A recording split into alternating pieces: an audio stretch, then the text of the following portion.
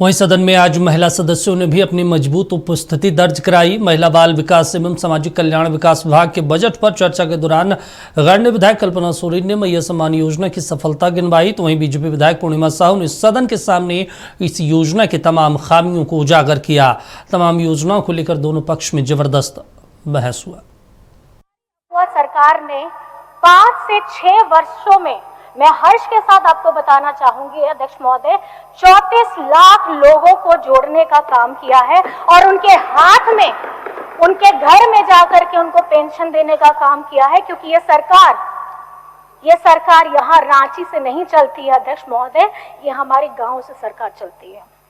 अगर आप तुलना करेंगे 19 बनाम 5 वर्ष तो आपको तुलनात्मक दिख जाएगा। यहाँ है 12 लाख इन्होंने जोड़ा है और हम सिर्फ 5 से 6 वर्षों में हम लोगों ने 34 लाख जोड़ा है, जो बहुत बड़ा नंबर है अध्यक्ष महोदय।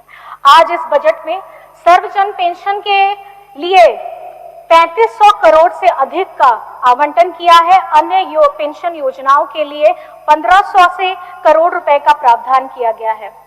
माननीय अध्यक्ष महोदय, महिला बाल विकास के क्षेत्र में भी सरकार लगातार काम कर रही है।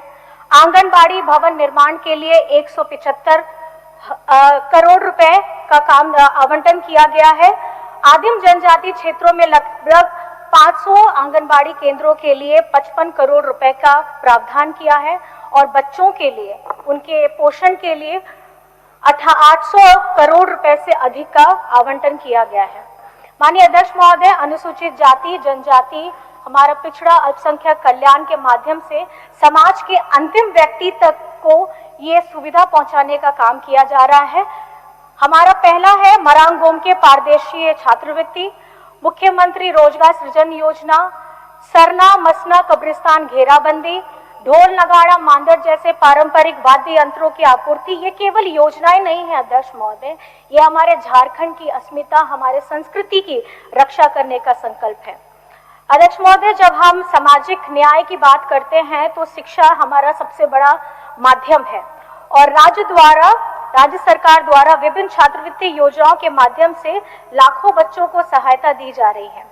लेकिन हाल ही के दिनों में छात्रवृत्ति के भुगतान में आई समस्या आपके सामने सभी को पता है, क्योंकि भारत सरकार ने छात्रवृत्ति राशि में कटौती कर दी है, जिससे राज्य के हमारे बच्चों को उनके हक का पैसा नहीं मिल पा रहा है और इससे लाखों बच्चे प्रभावित। अबुआ दिशोम बजट के नाम पर, आदरणीय अध्यक्ष महोदय, इसे अबुआ दिशोम बजट तो कहा गया है, लेकिन इसमें से हमारे असली अबुआ, हमारे आदिवासी, हमारे शोषित, हमारे पीड़ित, हमारे पिछड़ा, हमारी महिलाएं, हमारे बच्चे कहीं खो से गए हैं महोदय। आदरणीय अध्यक्ष महोदय, पिछले साल इसे अबुआ बजट का नाम दिया गया था और इस साल इसे अबुआ दिशोम बजट का नाम दिया गया है। अगर हम पिछले वित्तीय वर्ष 2025-26 और वर्तमान वित्तीय वर्ष 2026-27 के बजट दस्तावेजों की तुलना करेंगे तो यह स्पष्ट हो जाएगा महोदय कि किस तरह बजट को जो है आंकड़ों की पूरी तरह से आंकड़ों की बाजीगरी है और ये खोखले वादों का पुलिंदा मात्र है। ऐसा मैं इसलिए कह रही हूँ महोदय क्योंकि कुछ दिन पहले ही हमारे नेता प्रतिपक्ष, आदरणीय नेता प्रतिपक्ष जी ने भी कहा था कि किस प्रकार पिछले बजट के दस्तावेजों को वर्तमान बजट के दस्तावेजों में कॉपी और पेस्ट किया गया है।